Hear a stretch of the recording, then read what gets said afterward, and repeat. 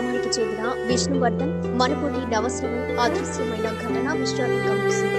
చిన్నారులు సమీప అటవీ ప్రాంతంలోకి వెళ్లి ఉంటారేమో అన్న అనుమానంతో గ్రామస్తులు సమీప బంధువులు గాలింపు చర్యలు చేపట్టారు.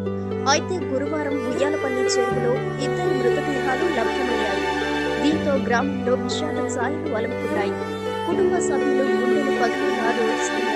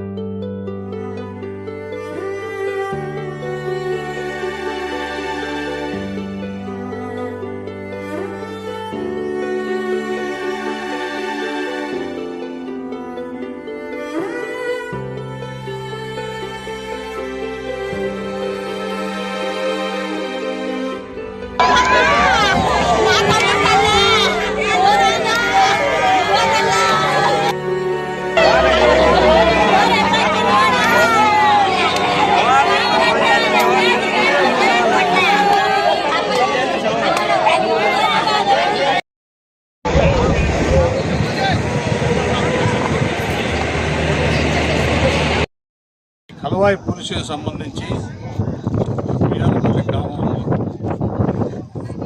నిన్నటి దినము 2 పిల్లలు విష్ణువర్ధన్ అబ్బాయి 9 సంవత్సరాలు, ఇంకొక అబ్బాయి నవశ్రావణ్ 12 years అబ్బాయి, వీళ్ళిద్దరు కూడా మధ్యాహ్నం ఆ సమయంలో తప్పుకోవడం జరిగింది.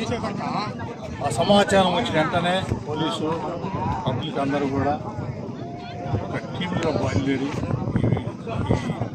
అబ్బాయిలు ఎక్కడున్నా ట్రీట్ చేసే క్రమంలో నిన్న సాయంత్రం నైట్ వరకు తిరగడం జరిగింది.